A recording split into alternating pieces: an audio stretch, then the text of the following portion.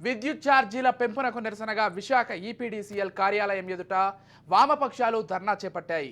పేద మధ్యతరగతి ప్రజలపై కరెంటు బిల్లులతో నేతలు భారం మోపారని మండిపడ్డారు. సర్దుబాటు పేరిట 8 సార్లు ఛార్జీలు పెంచి వైసీపీ ప్రభుత్వం సామాన్యుల నడ్డి విరుస్తోందని ఆగ్రహం వ్యక్తం చేశారు. ఛార్జీలను వెంటనే తగ్గించాలని, లేదంటే రాష్ట్ర వ్యాప్తంగా నిరసనలు చేపడతామని హెచ్చరించారు.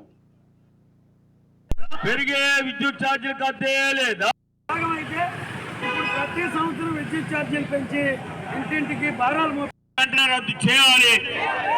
విద్యుత్ ఛార్జీలు పెంచుతానని ప్రతిపాదన వెంటనే వెనక్కి తీసుకోవాలి. విద్యుత్ ఛార్జీలు పెంచుతానని ప్రతిపాదన మళ్ళీ వెంటనే వెనక్కి తీసుకోవాలి.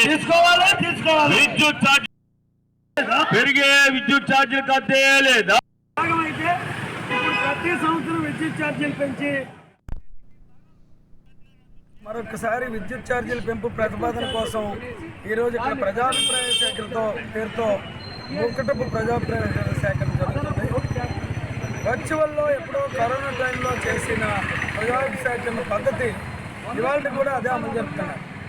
70 మంది కోసం 4 రోజులు ఇక్కడ ప్రజాభిప్రాయ సేకరణ అంటే ప్రజల మధ్య లేకుండా, ప్రజల అభిప్రాయాలు తీసుకోకుండా, ప్రజల కష్టసుఖాలు తెలుసుకోకుండా రాష్ట్ర ప్రభుత్వం ప్రజల నెత్తిన మరోసారి భారాలు మోపడాన్ని ఈరోజు విశాఖపట్నంలో ఈపీడీసీ సిపిఎల్ ఆఫీస్ దగ్గర సిపిఐ, సిపిఎం, సిపిఎంఎల్, డెమోక్రసీ, ఇతర వామపక్ష పార్టీలన్నీ మేము వ్యతిరేకిస్తున్నాం.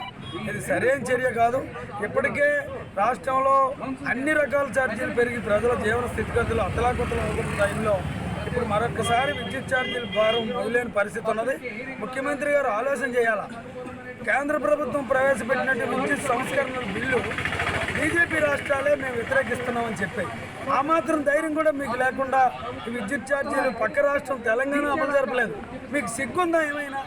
ఆంధ్ర రాష్ట్ర ప్రజల మీద మరొకసారి విద్యుత్ ఛార్జీల పెంపు ప్రతిపాదన కోసం ఈరోజు ఇక్కడ ప్రజాభిప్రాయ సేకరణతో పేరుతో మూకటపు ప్రజాభిప్రాయ సేకరణ